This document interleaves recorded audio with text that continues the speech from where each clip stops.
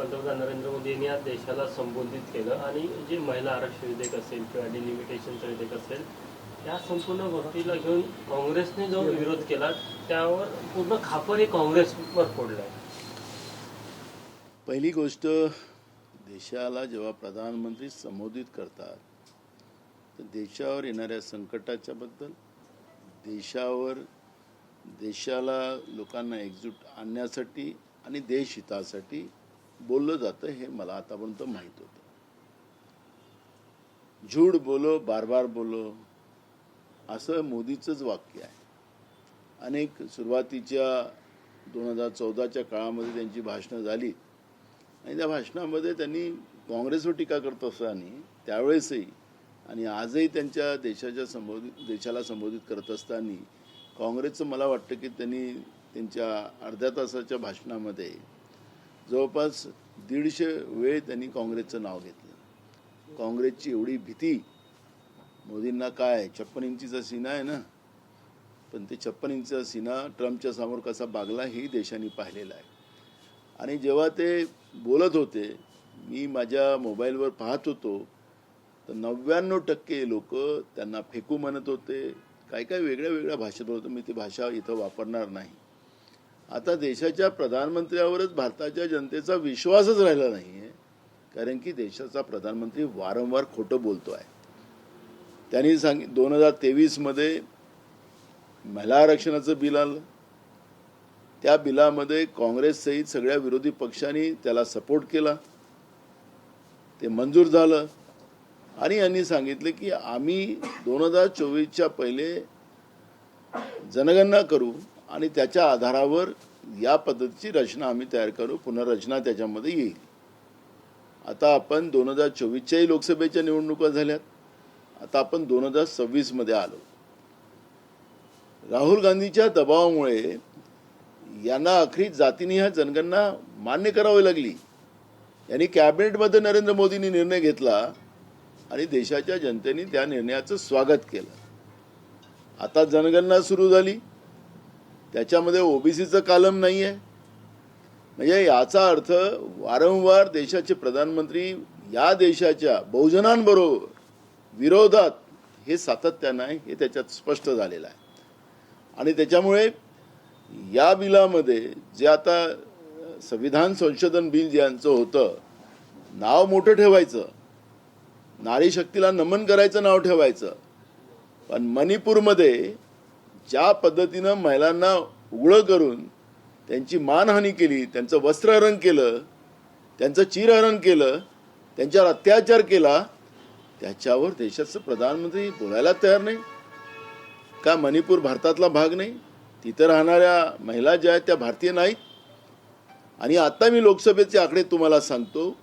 लोकसभेमध्ये यांच्या महिलांचं नेतृत्व, यांनी जे महिलांना तिकिटा दिल्या त्याच्या फक्त 10% महिला आहेत, काँग्रेसच्या 13% आहेत आणि 37% टीएमसीचे, जे टीएमसीला आरोप करतात मगापासून.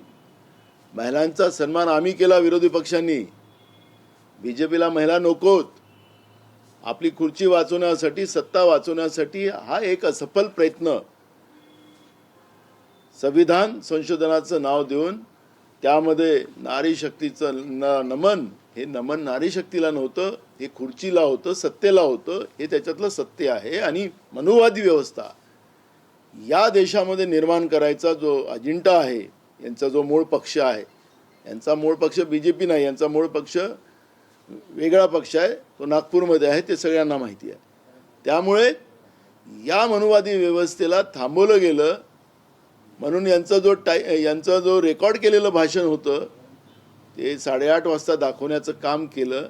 ते रेकॉर्ड होत होतं, टेलिप्रॉम्प्टरवर ते बघतात, टेलिप्रॉम्प्टर बिना बघून ते बोलू शकत नाही. आणि त्याच्यावरच त्यांनी काँग्रेसला किती शिवा घालायच्या, त्यांच्यासोबत असलेल्या पक्षांना किती शिवा घालायचं याचं त्या आकडा ठरवला गेला होता. हे देशासाठी नाही, देशाच्या महिलांसाठी नाही, देशाच्या महिलांच्या आत्मसन्मानासाठी नाही, हे सत्ता कायम ठेवण्यासाठी केलेला हा प्रयत्न होता. मनुवादी व्यवस्था स्थापित करायचा प्रयत्न होता. तुम्ही या देशाच्या जनतेला जे सांगितलं होतं की आम्ही जातीनिहाय जनगणना ओबीसीची करू, का केली नाही, का करत नाही? अमित शहा सांगतात की आम्ही पहिले घराचा सर्वे चाललेला आहे, आमची घराची जनगणना चाललेली आहे, घराची जनगणना केली जाते. काय महानगरपालिकेजवळ किती घरं आहेत ते माहिती नाही, नगरपालिकांजवळ किती घरं आहेत त्यांना माहिती नाही, ग्रामपंचायतमध्ये किती घरं आहेत त्यांना माहिती नाही. अशा पद्धतीचं संसदेमध्ये खोटं बोललं जात आहे. तुमच्यामध्ये दम असेल ना, आणि काँग्रेसनी भूमिका दिलेली आहे, आम्ही या बिलाचं समर्थन करू, पण केव्हा करू की त्याच्यामध्ये OBC, schedule caste, schedule tribe, भटक्या विमुक्त जातीची काय हिस्सेदारी असेल त्या जनगणनेच्या आधारावर तुम्ही करा, त्याला आम्ही सपोर्ट करू, ही भूमिका मांडलेली आहे. देशाच्या बहुजन लोकांना संसद आणि विधानसभेमध्ये बहुजन लोकांच्या महिलांना स्थान मिळावं, ही आमच्या नेत्या राहुल गांधींची भूमिका आहे. आणि याचा विरोध नरेंद्र मोदी आणि भाजप करत असेल तर यांना कधी देश माफ करणार नाही. राहुल गांधीच्याच पाठीशी, विरोधी पक्षाच्याच पाठीशी या देशातल्या बहुजनांच्या महिला सोबत राहतील. आणि म्हणून हे आम्हाला जागा दाखवायला निघालेत, यांनाच जागा दाखवल्याशिवाय बहुजनातली महिला आता पुढं सरसवल्याशिवाय राहणार नाही. त्यांचे अधिकार, त्यांची भागीदारी संपवण्याचं काम खोटं बोलून गॅस दिला त्यांना, आणि गॅस देऊन त्यांचा गॅसच काढला, त्याची महागाई वाढवली. 15 किलोचा गॅस काँग्रेसच्या काळातला आता 10 किलोवर आला, त्याची किंमत वाढवली 4 पटीनं. का महिलाचा सन्मान आहे? आणि म्हणून आमची भूमिका स्पष्ट आहे. काँग्रेस आणि आमचं विरोधी पक्ष हा महिलांच्या सन्मानासाठी आहे, भाजपसारखा त्यांना अपमानित करणारा नाही. आणि त्याच्यामुळे मोदीजी, आपण सत्तेचा दुरुपयोग जो देशाला संबोधित करण्याचं करता आहात, देशाच्या सगळ्या यंत्रणा त्याच्यामध्ये वापरल्या जातात मन की बातमध्ये, आणि हे तुम्हाला अधिकार आता लोकांनी काढून टाकलेला आहे तुमच्याजवळ. निवडणूक आयोगाला एकदा मोकळं सोडा, त्याला त्यांच्या पद्धतीनं काम करू द्या. त्याला जी स्वायत्ता राजीव गांधींनी दिलेली आहे ते स्वायत्तेप्रमाणे काम करू द्या.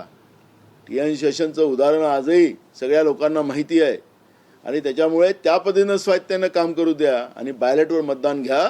म्हणजे तुम्हाला समजेल की देशाची जनता तुमच्याबरोबर आहे की काँग्रेस आणि त्यांच्या सहकारी पक्षांबरोबर आहे, हे तुम्हाला त्यावेळेस समजेल. पण बैमाने निवडून येऊन देशाच्या जनतेला खोटं बोलून तुम्ही सत्तेत आलात, आणि त्या सत्तेचा दुरुपयोग करायची भूमिका ती जी तुमची चाललेली आहे, आता ह्या देशातला बहुजन स्वीकारणार नाही, ही भूमिका त्याच्यातली स्पष्ट आहे.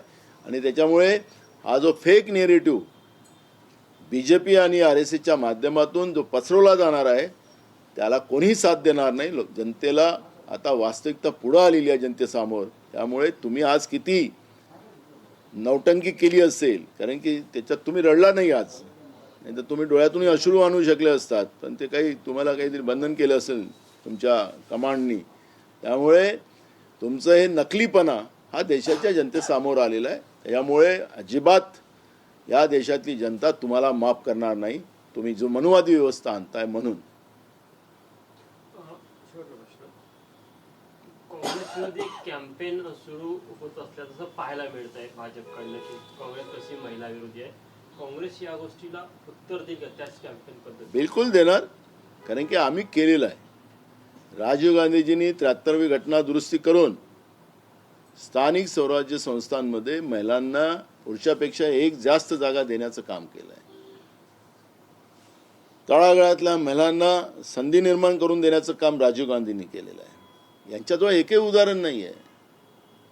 यांच्याजवळ हिंदू मुसलमान केल्याशिवाय दुसरं उदाहरण नाही आहे.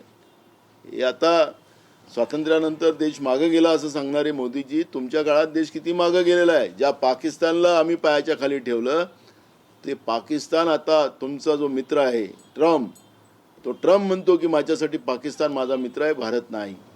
त्यामुळे या भारताचा अपमान, या अमेरिकेलाही आम्ही घाबरलो नाही, आमच्या नेत्या इंदिरा गांधी घाबरल्या नाही, आणि त्यांनी त्या अमेरिकेला उत्तर देऊन त्या पाकिस्तानच्या 2 तुकडे केले. तुमची हिंमत होऊ शकली नाही. तुम्हाला ट्रम्पचं नाव घ्यायला तुम्हाला भीती निर्माण होतं. तुम्ही या देशाची मान झुकवलेली आहे, आणि इराणसारख्या आपल्या मित्राला गमवण्याचं पाप तुम्ही केलेलं आहे, आणि त्याचा परिणाम महागाईचा आता या देशाला भोगावा लागणार आहे, हे नाकारता येणार नाही. तुम्ही नोटबंदीचा मुद्दा काढला. नोटबंदीमध्ये गरिबांना लाईनमध्ये लावून तुमच्या मित्रांना तुम्ही फायदा दिला, अदानींसारख्या लोकांना. बँका लुटल्या गेल्यात, तुम्ही त्या नोटबंदीचं समर्थन करताय. राहुल गांधीजी आणि सोनियाजींनी तुम्हाला पत्र लिहिलं होतं कोरोनाच्या काळात की ही बिमारी महामारी आहे, याला थांबवा. तुम्ही चेष्टा करत होतात की हे आमच्या देशाच्या लोकांना होणार नाही, तुम्हाला होते तुम्ही इटलीला चालले जा. अशा पद्धतीची चेष्टा तुम्ही करत होता. त्या देशातले लोक जे मरण पावलेत, घरातले प्रमुख लोक मरण पावलेत, अनेक आया बहिणीच्या कपाळाची कुंकू पुसलं गेलं, त्या पापाची भागीदारी तुम्ही आहात. तुम्ही का नाही त्यावेळेस देशाच्या सगळ्या सीमा सील केल्यात? याचं उत्तर तुम्ही देणार नाही. आम्ही विरोध केला होता, सांगितलं आमच्या नेत्यांनी, पण तुम्ही ऐकला नाहीत आणि अनेक लोकांना आपला जीव गमवावा लागला या देशामध्ये. आज तुम्ही जे लस तुम्ही दिलीत त्या लसीचे परिणाम आता देशातली लोक भोगतात. ती लस तुम्ही का त्यावेळेस मान्य केली, त्याचे परिणाम आज देशाच्या लोकांना भोगावं लागत आहेत. जवान पोरं हार्ट अटॅकमध्ये मरतात आहेत, दम्याचा आजार होत आहे, कॅन्सर होतात आहेत. हे याचं सगळं जे काही आता समोर येत आहे ते या लसीच्यामुळे होत आहे आणि ते तुम्ही जबाबदारी नाकारताय.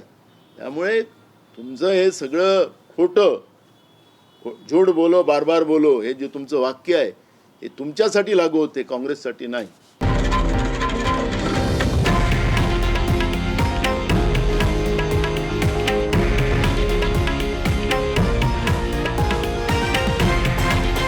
हे आहे देशातील नंबर 1 न्यूज नेटवर्क आणि आपण पाहत आहात TV9 मराठी, एकमेव.